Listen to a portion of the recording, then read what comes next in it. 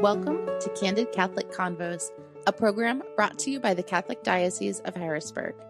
Our mission is to humanize the Church and help you to grow in your faith, love, and understanding. I'm your host, Rachel Trochet, a cradle Catholic who's only human and struggled with faith on more than one occasion. Each week, you'll hear engaging, down-to-earth interviews and actionable strategies you can implement into your life with ease to help you grow closer to God. If you're ready to open your heart and step fully into the person God created you to be, then you're in the right place. Let's get started. Hello, and welcome to episode 132 of Candid Catholic Convos. You know, it's funny how God works sometimes. When I recorded this interview you're about to hear, I hadn't walked through a season of loss in a while, and I was very happy about that. But that all changed last week when my husband lost his grandmother. She was elderly, but she was very well loved, and it was somewhat sudden, leaving us all with that sinking, now what feeling. In contrast, our close family friends are struggling with their patriarch and degenerative Parkinson's disease. Our friend described the painful process of watching someone you love deteriorate as a long, slow breakup that takes an almost unbearable toll on caregivers. Now, I know I'm still considered young-ish, but I've thought a lot about death lately and how if I were to drop dead tomorrow, would my family be taken care of? Would I want to be kept alive on life support? What options are available to maintain any form of quality of life? What about our faith? I say it's funny how God works because this episode was actually supposed to air a few weeks ago, but we pushed it back in time to make room for some other timely topics, and it feels like it fell at the exact right time. Today I'm joined by Christina Ring, a nurse practitioner with Hospice of Central PA, as we talk about the difference between palliative care and hospice care, how we can compassionately care for our loved ones in line with church teachings, and some things we can do to prepare ourselves for the inevitable. Christina, welcome to Candid Catholic Convos. Thanks so much for joining me today to talk about this topic that I feel like doesn't get enough attention in the world today. I am so grateful to be here. Thanks, Rachel. So I know about you because we have met each other before, but can you tell our audience a little bit about yourself?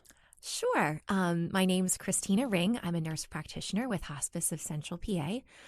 I've been a nurse for 19 years, a nurse practitioner for 11 years. Most of my nursing and nurse practitioner career was at UPMC. And then for the last 3 years, I've worked as a palliative care nurse practitioner for Hospice of Central PA. I have 3 kiddos at home, ages 6, 8, and 10. I've been married for 12 years, and I'm a parishioner of St. Anne's Byzantine Catholic Church. Talk to me a little bit about, and I'm probably going to say this wrong, palliative care? Mm-hmm. Nope, you got it. What kind of led you to this type of medicine? It's interesting. So if I truly look back over my whole nursing career, I feel like end-of-life medicine was kind of finding me all along. It was really neat. So even as a floor nurse back at the hospital, end-of-life patients were kind of always falling into my schedule. And I started to really become comfortable talking to patients and their families about end-of-life issues and kind of taking them from a place of fear and anxiety to kind of a place of peace about what was inevitably going to happen. And then my career kind of moved and grooved, and I ended up in long-term care. And there I really took care of a lot of patients nearing the end of life. And I was finding that colleagues and peers were starting to ask me to be the one to initiate a goals of care conversation or talk about the severity of their illness or kind of plant some seeds so that we could kind of dance into the conversations that we needed to dance into. And those conversations just came so naturally and so easily to me. And it seemed like patients and families were always receptive just because of kind of it didn't have to be as scary as everybody thought it was. So the way we navigated it together just, I don't know, it just became like second nature. And then lo and behold, about 3 years ago, a friend and a colleague told me about a palliative care position that was open at Hospice of Central PA. And I really wasn't sure I was interested in changing my job at that point. I was working really close to home. I was very, familiar with what I was doing, had a great team, worked with great people. And I thought, do I really want to upset this right now? But I did. I interviewed and was offered the position and then really had a choice to make. And I could not make the decision. I drove myself crazy. I drove everyone around me crazy. And I was truly, every night I would pray, okay, what should I do? What should I do? What should I do? And I couldn't come up with an answer until one night I went to bed and I asked, where do you need me? True story. And I woke up the very next morning and I knew I had to take the job. That's powerful. That's how I got there. Oh, I love that. I love that. And I love that God was kind of laying out this path for you, and it was just all along. And then in hindsight, you're like, oh, I see it now. Absolutely. That's so powerful. Absolutely. Talk to me a little bit about what palliative care is. Is it different from hospice? Is it the same thing? Are they kind of like under the same umbrella? Palliative care is different than hospice. And I think that they often get kind of lumped together. So I'm kind of glad to help explain this a little bit better. So under palliative care, our job is to really focus on managing the symptom burden that patients have. And what's neat about palliative care is those patients don't have to stop doing anything they're doing. They can continue to see their family doctors, their specialists. They can go to the hospital. They can get chemotherapy, blood transfusions. Nothing in their life has to change. Palliative care is just another layer of support on top of that. And people often say, like, how do I know who is a palliative care patient? Who's appropriate? It could be people that might be starting to frequent the hospital or the emergency department a little more frequently, patients who might be undergoing some sort of treatment, but they're finding that the treatment is just not as helpful as it once was, or patients that are really burdened by symptoms related to whatever chronic disease they have or life-limiting illness they're kind of dealing with. Hospice, on the other hand, is for patients who have a life-limiting illness and who we would anticipate their life expectancy to be 6 months or less. And there, our goal is purely comfort-based care for the patients and their families. And we offer a really robust team of support to kind of help manage all the things that come up in those last 6 months of life. That's fascinating. I never really knew that there was that much of a difference. Like, to me, it was all, oh, you're stuck in a bed somewhere. You know what I mean? It's just such a misconception to know that it's just a more of a level of support than it is you're confined to. Absolutely. Yeah.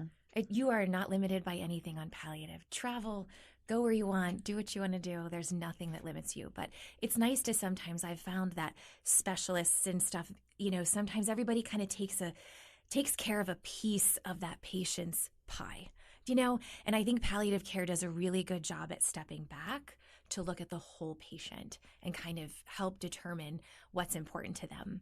And one of the things that we really do well is really explore the patient's goals of care. And sometimes that conversation is beginning in palliative care. And I think it's important because that takes a lot of work, and that's not a conversation that's quick. And I think it's unrealistic to expect specialists and primary care providers to have these conversations because it's just not feasible with the schedule that they have. But we have a lot more time to really help patients figure out what is most important to them. I think that we can kind of help them figure out where they are on their journey. And I think once we do that, they're able to make better decisions based on that information. So that goals of care piece, I think, is one of the most important things we do to help patients under palliative care. That is so important because what's that saying? Knowledge is power. Absolutely. You can easily make better decisions when you have the information that you need to make the decision. I think that's so important. We take care of, physical symptoms. It could be pain, shortness of breath, nausea, anxiety, fatigue, things like that. But there's a huge emotional component to patients when they have a chronic illness or a life-limiting disease. And sometimes it's just taking the time to let patients tell their story. Sometimes they want to tell you what they did and they want to tell you about their kids and, things like that. And I think giving them a chance to kind of reminisce and reflect on their life is really important for them. And giving them the support that this is their decision. These are their decisions. And palliative care is not there to necessarily steer them one place or another, but rather just support whatever decision they feel in their heart that they need to make for themselves. And we also have a whole spiritual component to this, because whether a patient is spiritual or not, oftentimes spiritual issues kind of bubble up toward the end of life. And patients are more than welcome to reach out to a spiritual person from their congregation. But we also have our own team of chaplains and social workers that are phenomenal, truly phenomenal at helping patients navigate some of those issues that pop up toward the end of life, and even help walk through kind of the dying process with patients and families. So that's the beauty of palliative, is it's such just a holistic care for patients. It really is. It sounds, gosh, I wish my PCP could do all of that in a lot of ways, but you're right. They don't have the capacity, right, because their schedules are so busy, and it's a shame that it gets to a point where you're needing that more constant care. Is that fair to say? But it's nice to know that it's there, that the support is available to kind of get you through this stage.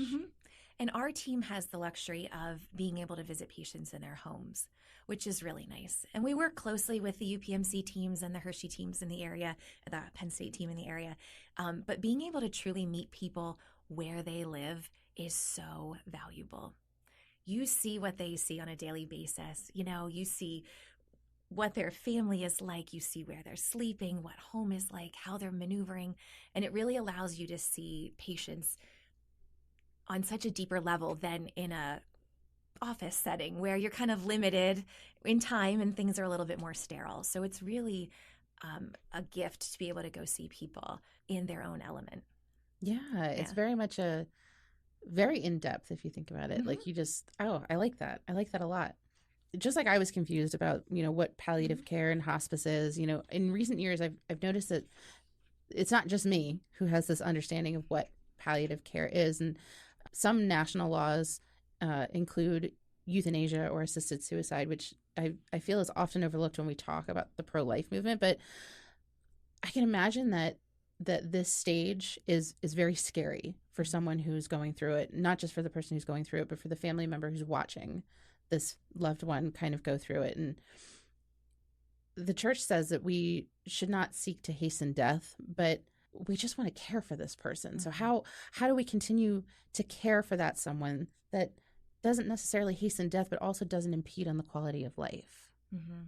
This does come up, and I kind of feel like there's two different fears that patients may have as they approach end of life. I think that there's the actual dying itself, and then there's all the time that leads up to that, which people are afraid of suffering.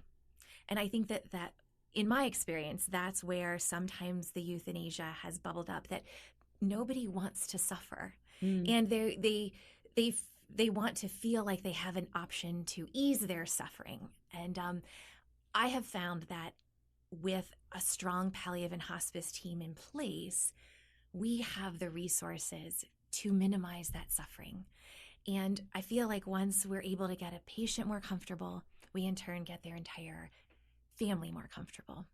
And I think that then everybody feels more comfortable just allowing death to happen when it's supposed to happen, as opposed to trying to accelerate it and take matters kind of into their own hands by trying to do something like that. But I have had patients ask me about it, and I have not personally had anybody need to use that as an option, because we've been able to manage their symptoms ourselves.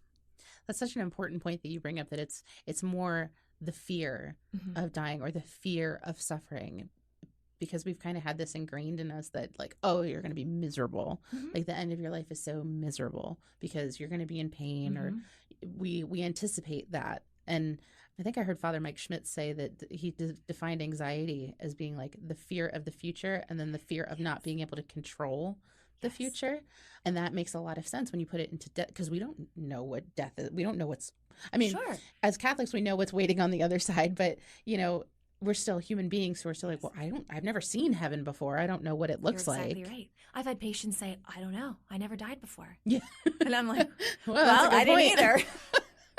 I didn't either, but you're right. But there is so much fear of the unknown that I think that that's where, when we're holistically taking care of that patient, we're trying to meet their physical needs, their emotional needs, and their spiritual needs to just ease that whole burden of suffering there in that last season of life. That's powerful. And it makes so much sense, because if you're taking care of the whole person, it's really just going to minimize all of that. All of it. Absolutely. This is getting kind of morbid, and I don't mean for it to be morbid, but everyone we know and love is going to die someday, including ourselves. But the thought of losing someone close to us makes it all the more frightening, especially if we're watching them suffer. And you and I are both mothers, so that thought of losing somebody close to me, like thinking about my children, especially, or my husband, it's absolutely terrifying. And it's more like a feeling of powerlessness because there's nothing we can do. In your experience, how can we as loved ones prepare ourselves not just for the death of others, but eventually for our own death? Mm-hmm. Death really is like a scary topic. And when I first started this job, it felt heavy to be surrounded by people who were constantly struggling with dying, on a daily basis. And I think historically, we kind of think, well, we're too young to die, right? We've got little kids. We can't possibly die yet. But that's so not the case. Right. I mean, we're taking care of people all the time that are parents of young ones and people younger than ourselves. And so it can be really heavy. But there are some very almost normal and predictable pieces at the end of life.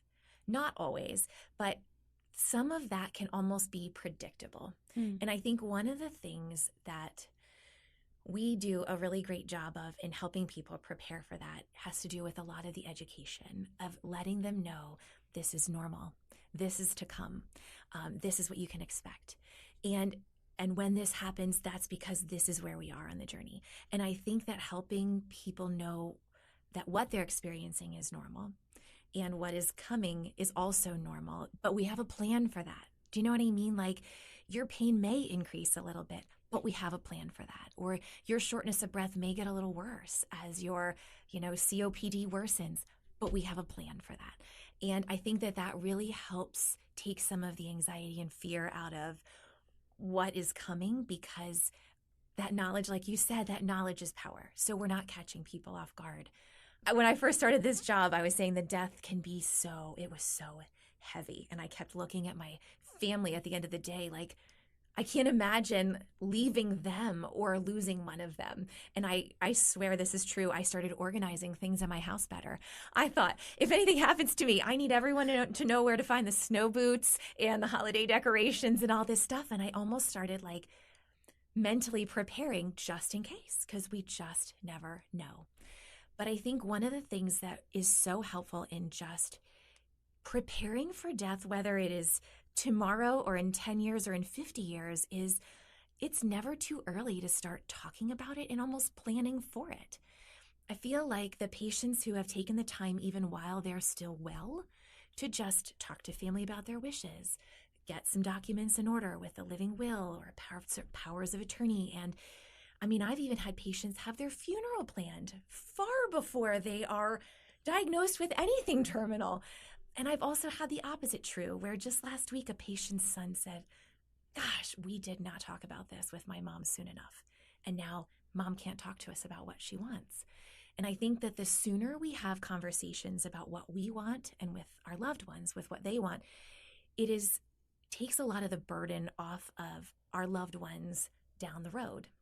Because my mom used to say, don't make decisions when you're emotional. It's much harder to make decisions for a loved one when they're uncomfortable or in the hospital or suffering than it would have been 5 years prior when they weren't so ill. And I think that that is one of the gifts that we can give our loved ones, is to start having conversations before we need to and get things in place much before we need to. It takes some of the pressure off of everyone. Absolutely. It's when my husband deployed, we had that conversation of like, okay, but like that was something that like we knew he was going into a war zone, like, Yeah. and thank God he was okay, but he had a will drawn up, we had power of attorney. And then I think about me, like yourself, I'm like, oh man, if I were to get into an accident on 81 or 83, like, does my husband know our kid's dentist? Do we have the phone numbers for the school? Why does my house look like Jumanji when you walk in the front? Like, it's like you said, just that little bit of extra preparation. I think I read somewhere, it might have been the Netherlands, they actually have a practice where they prepare for their death, where they basically like do like a purge of their home, where they're like getting ready so like people aren't like sifting through everything when they're trying to look for important documents or whatnot. Or like my mom, like I always knew I gotta love this woman. She's such a planner, but she has like drawers in her house, like labeled. And at first I thought I was like, oh, it's probably OCD. And I'm like, no, she's actually telling me where to look for important documents. That's amazing. Or like, here's where everything is. And she's got like a safe with like files of stuff. And I'm like, it makes sense. And being able to adapt that for something. So like I have a document going right now with like, here's all where the kids go to school and their sizes that they're currently in. And so in case I were to drop dead tomorrow, my husband isn't like, well, what size shoes do they wear?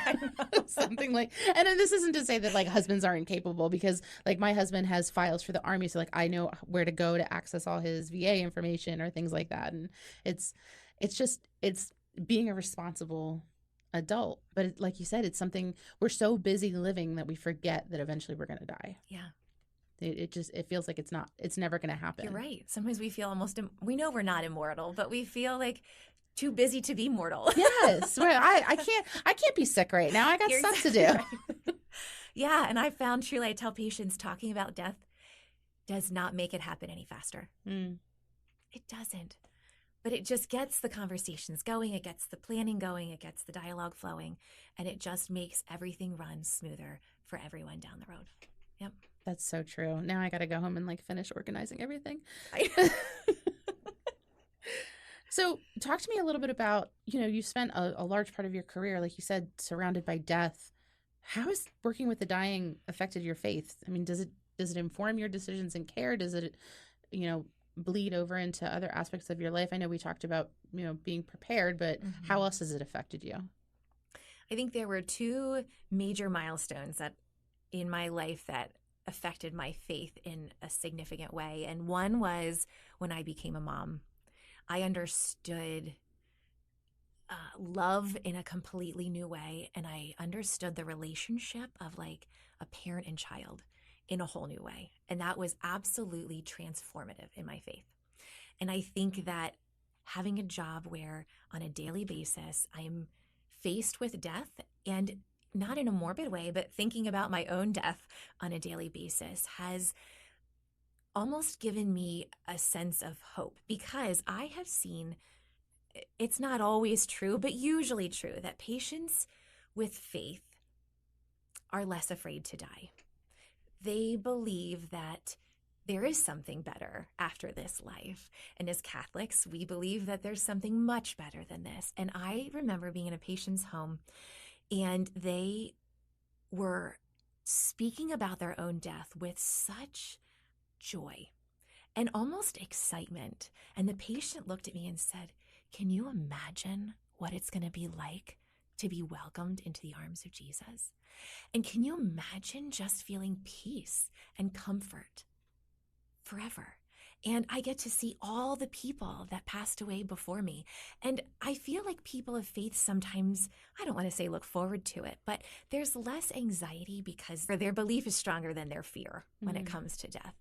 So I've really tried to mirror that in my own faith. And although I'm not ready to die anytime soon, I try to keep my belief and my faith stronger than my fear. That is powerful. It's something that I hadn't really, that's a really great reframe of just being so confident in our faith and continuing to not necessarily, like you said, like be excited or just, we're not as fearful not as fearful. To not be as fearful of death because there's something greater waiting for us. Mm-hmm. And seeing how God has worked in my life and in my job, like I have no reason to doubt that he's going to walk me through to the end. Do you know what I mean? Yeah. And that really gives me a whole lot of hope. Ugh, I love that. Kind of continuing down this path, what are some things that you've learned about death or dying from those who are currently walking that path? Well, as we said, inevitably it's going to come sooner or later. But I've learned that patients at the end of life never wish they worked more. They're not looking for extra money at the end of life. What everyone wants is more time, and usually more quality time. I feel like being surrounded by people at the end of life all the time reminds me all the time to just like be a good person, be kind, help others, look for the good. Don't waste your time being burdened with regrets and comparison and getting sucked down rabbit holes where we don't really belong. But in the grand scheme of things, life is short. And my patients tell me that all the time. So we have the choice of how we want to spend the time we have, and really trying to use it wisely, I think, is such a gift. I think working in palliative care is a daily reminder to just be grateful always, truly. And I guess lastly, what's one thing you wish more people knew about palliative care? I think helping to explain what it is and the value that it brings is probably the most important part of palliative care. Understanding that we want to take care of the whole person, understanding that you don't have to give anything up or stop anything to have palliative care be involved. I want people to talk about death more often. I want them to have those difficult conversations. I want them to understand that palliative is different than hospice and not be afraid of either of them. And I think just with palliative care, we cannot affect the outcome, but it's our job and our privilege to kind of affect the journey. Well, Christina, thank you so much for taking the time to talk to me about this. I know that it's a tough topic, but it's one that we absolutely need to be having more often, especially with our parents, with our loved ones, with family, just to put our minds at ease. Mm-hmm. Just the more we talk about it, I think the less scary it becomes. I love that. The more we talk about it, the less scary it becomes. Absolutely. Thank you so much for joining me today. Oh, my pleasure. Thank you so much for having me. Thank you so much for listening. Our goal at the Diocese of Harrisburg is to walk with you on your faith journey. So if this episode resonated with you in any way, the easiest way to show your appreciation is by sharing this program with your network or by leaving a review on your listening platform.